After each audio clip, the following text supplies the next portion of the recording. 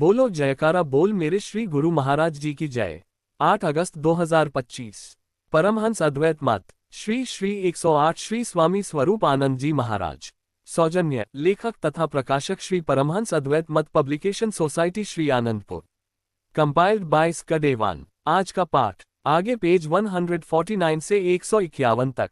रूहानी जानशीनी आध्यात्मिक विद्या, जिसे दूसरे शब्दों में परा विद्या या ब्रह्म विद्या भी कहा जाता है, आदिकाल से एक दिल से दूसरे दिल तक क्रमशः आती रही है। अर्थात पूर्ण सद्गुरु अपने योग्य तथा अधिकारी शिष्य को इस रहस्य का पूर्ण ज्ञान प्रदान कर देते हैं। वे स्वयं पारस होते हैं, शिष्य को भी पारस बना देते हैं। जब शिष्य सर्वगुण संपन्न सब प्रकार से योग्य बन जाता है तो उसे अपनी समस्त शक्तियां सौंपकर फिर स्वयं ब्रह्म स्वरूप में लीन हो जाते हैं। इसी प्रकार श्री सद्गुरुदेव महाराज जी श्री दूसरी पातशाही जी भी अब भक्ति की परम पराकाष्ठा तक पहुंच चुके थे। वे श्री परमहंस दयाल जी की प्रसन्नता तथा कृपा के सर्वथा सत्पात्र बन चुके थे। श्री परमहंस दयाल जी श्री पहली पातशाही जी ने अपनी मौज के अनुसार आपको, श्री गुरुदेव महाराज जी श्री दूसरी पातशाही जी को टेरी बुलवाया तथा वहां पर भक्त अमीरचंद जी के घर निचले भाग में अपना और ऊपर के भाग चौबारे पर आपका स्थान बनवाया।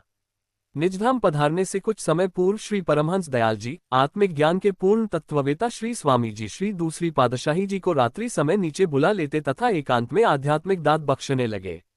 दो दिव्य शक्तियां आत्मज्ञान तथा जनकल्याण हेतु रात्रि के समय विचार विमर्श किया करती।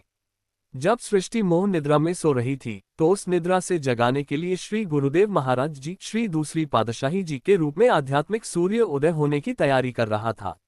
रात्रि में काफी समय तक श्री परमहंस दयाल जी श्री गुरुदेव महाराज जी श्री दूसरी पातशाही जी को रूहानियत का गुणभेद बतलाते रहते।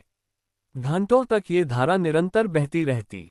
महापरिनिर्वाण से 2 मास 11 दिन पहले रात्रि को श्री दूसरी पातशाही जी को नित्यप्रति की भांति रात्रि के 2 बजे श्री परमहंस दयाल जी ने नीचे बुलाया, हृदय से लगाया और अपने ही स्वरूप का साक्षात दर्शन आप श्री गुरुदेव महाराज जी श्री दूसरी पातशाही जी के घट में कराया। कमरे में प्रकाश ही प्रकाश फैल गया। इस देदीप्यमान ज्योति से 2 दिव्य पुरुषों का एकीकरण हो गया। श्री परमहंस दयाल जी अब बिल्कुल निश्चिंत हो गए। उन्होंने निजधाम पधारने से 2 मास पूर्व टेरी में एक आज्ञा पत्र 3 मई 1919 को लिखवाया था, जिसमें अपने उत्तराधिकारी के विषय में पवित्र अरशाद लिखवाए। अब 2 दिव्य शक्तियां एकाकार हो चुकी थीं। दोहा सद्गुरु सिख की आत्मा शिष्य सद्गुरु की देही, लखा जो चाहे अलख को इन्हीं में लखी लेही।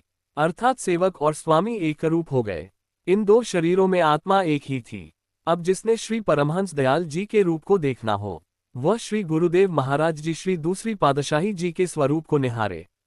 इस प्रकार एकत्व और अभिन्नता स्थापित कर श्री परमहंस दयाल जी ने आपको फरमाया, अब कुलाची की ओर जाइए, सत्संग उपदेश कार्य कीजिए और निश्चित समय पर आ जाना। श्री आज्ञा को शिरोधार्य कर आप महात्मा योगात्मानंद जी को साथ लेकर जाने लगे तो उस समय कृपा सिंधु श्री परमहंस दयाल जी की दया फिर एक बार तरंगित हो उठी।